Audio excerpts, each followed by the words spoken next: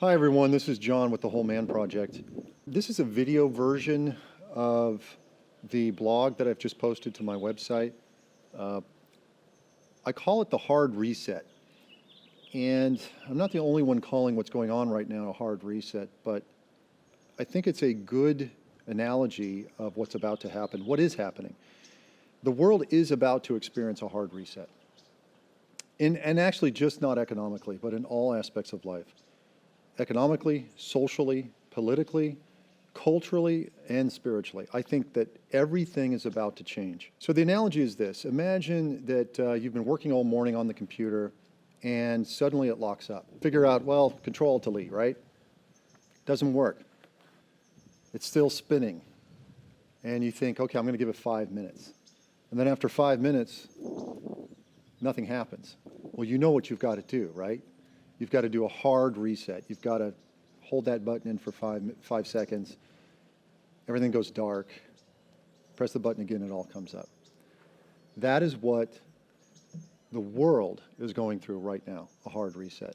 We are going dark, and when the system comes back, we will have lost years. So imagine not 4 hours of work, but years of work, maybe even decades of work, across millions, billions of people. I think that's what we're in for. Now, to the extent that that happens, the length and the depth of that, who knows? But I think it's pretty clear that we're in for a pretty major reset economically, which is going to roll to a lot of other things. So let's be clear, COVID-19 was a catalyst for this, but it wasn't the cause for this. It's just the pin that has pricked all of these bubbles that are now deflating. What caused this was loose monetary and fiscal policy on the part of the Federal Reserve and our elected officials in Congress and, frankly, the president as well. Not just this president, but others. So what do I mean by bubbles? A bubble references an inflation of certain markets due to the easy money policies of the Federal Reserve and the elected representatives. So to put it simply, currency has been so cheap to borrow. It's been easy for companies to borrow at near zero interest rates. So they get to borrow at much cheaper rates than you and I get to. And then use those funds to buy back their own shares, thereby bidding up the price of their own stocks in the market. Now, why would they do that? They would do that because executives' compensation is largely, their bonuses, which are typically more than even their salaries, are connected to stock price. So if they have the opportunity to increase their debt a little bit by buying back their own shares, why wouldn't they do it, right? It's kind of a moral hazard, but the Fed has enabled this to happen, and then the executives are happy to take advantage of that. But what it does is it inflates the stock market and the bond market. And what we're seeing right now is that inflation deflating. We see the bubble, the balloon is deflating. The valve is open, everything is shrinking. And that's because it was all air to begin with. It was trillions of dollars, by the way, that were created out of thin air and typed into a computer and given away. The damage with that, I'll get to in a minute here, but these are overvalued assets. They're deflating, and other bubbles will follow, because when people make a lot of money in the stock market or the bond market, they tend to buy homes, they tend to send their kids to college, they do all these things, creating other bubbles. Well, those other bubbles are about to deflate as well. Real estate, government bonds, yes, and even higher education. I think that's a $1 trillion bubble right there in debt that arguably has very little value, right? There's a lot of people graduating from college that have worthless degrees. That is a bubble. That will burst as well, or at least deflate. So you add to this the fact that the virus has also caused governments to shut down all but a few businesses for at least a month, probably more. Very few businesses and households can tolerate a month without income. So we're going to see a lot of bankruptcies coming down the pike. So the implications of this deflation cannot be overstated. Trillions in wealth have disappeared, and trillions more will continue to disappear. 401ks and IRAs are decimated. Seniors that were about to retire, they can't retire now. And those that have just retired that were expecting to draw from their 401ks and IRAs, half of it's gone. 30% of it's gone. But before this is over, 60% may be gone, 80% may be gone. So they're going to have to spend their golden years working. And Gen Xers like myself, who thought we were going to retire in a few years, we've got decades to go. And our kids are about to face adversity that they never imagined. Quite honestly, nobody alive today has imagined this kind of thing. No one except a very few will be immune to what's coming, and there will be few, which we'll go over in a minute. Even those on fat government pensions are not safe. The government pensions, by and large, were insolvent before this crisis began. They weren't going to be able to pay out, but now it's assured. So what is coming next? Governments are beginning to bail out industries and individuals, right? We're all going to get, or most of us, I suppose, are going to get paychecks from the government just for existing. Industries that are too big to fail will be bailed out. It's the same old deal. Those that have been responsible end up footing the bill for those that have not. That's what happened in 2008. That's what happened many times in the past. It'll happen again. So there will be bailouts. It sounds compassionate. What it really does is it keeps those that have been elected in office. That's really what it comes down to. But that's exactly the kind of behavior that created this mess in the first place. So currency creation is the result, and its resultant inflation and deflation cycle is a complicated subject.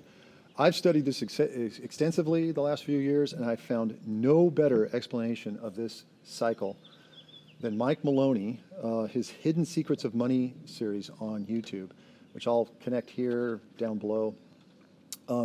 Really good. There's 10, I believe 10 episodes in the series. All 10 of them are excellent. Number 4 is especially good and explains how currency is created. And number 6 is especially pertinent to what's going on today, right now, with the deflation that's happening. After governments have printed their currencies to infinity, expect high inflation. That's what's next. It could be even hyperinflation. This happens when too many units of currency are chasing too few products and services. Classic inflation, right? For those of you who remember the 70s, as I do, 12% savings accounts. I don't know if you remember that. So that sounds good, right? 12% return on a savings account.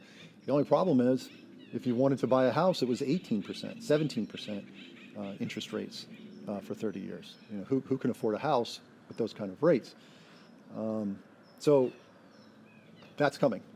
I don't know how long, a year, 2, less, more, I don't really know, but it is coming because of all the money that's about to be created, or I should say the currency is about to be created. There is a difference, which you'll find out when you listen to the Hidden Secrets of Money. This economic reset will result in social unrest. This will seriously upset the social fabric. With the political divide in this country today, it could be very messy. There could be social unrest, violent. If there is, I think it will be short-lived. I think the adversity that we're facing now will ultimately make us, not break us, because I still believe in the American spirit. I still think that there are enough of us that know what to do. So I'm hopeful. But the excesses of our culture will be washed out as the more important aspects of life emerge. Things like family, faith, friendship, health, real skills, real tangible wealth, not fluffy bubble wealth. The bread and circuses of today will give way to real community and real commerce. But before this happens, there will be a lot of pain. I mentioned earlier that a very few will be immune from what's coming, but I believe that any of us can become one of those very few. There are a few things we can do to survive and even thrive in this collapse. That's actually right upon us. It's not coming, it's actually here. We do need to think differently about money and what money is and what currency is. That difference is that essentially Money holds its value, currency does not. They're both mediums of exchange, but one is a store of value, that is money, whereas currency does not store value. It actually loses value over time. It loses its purchasing power over time, and it's very dramatic. It's incremental, but it's very dramatic. Gold is money. Silver is money. Sometimes. Sometimes it's not. It hasn't been money for some time, but it's about to become money. Central banks do not want you to realize that these metals are money. When these are considered money again, the value will be realized in a dramatic way. It happens in a cycle, time and time again. I believe these metals are now considered to be money by an increasing number of people for this very simple reason. There's really a simple reason for that. You can hold it in your hand. And I know it sounds too simple, even silly, but there is something about these metals that humans treasure. It has been so for at least 5,000 years, and it's especially true when economic or monetary systems fail. So look, I'm not a financial advisor. I'm only offering my opinion. But my opinion is that you would do well to convert at least 10% of your liquid assets to precious metals. And I'm talking about the physical metal. I'm not talking about a paper derivative of the metal, an ETF, a fund. I'm talking about physical metal. You can do this by placing an order online with the many online bullion dealers or with your local coin dealer. However, be prepared to wait. It's at least a month for most products and 2 months for some other products.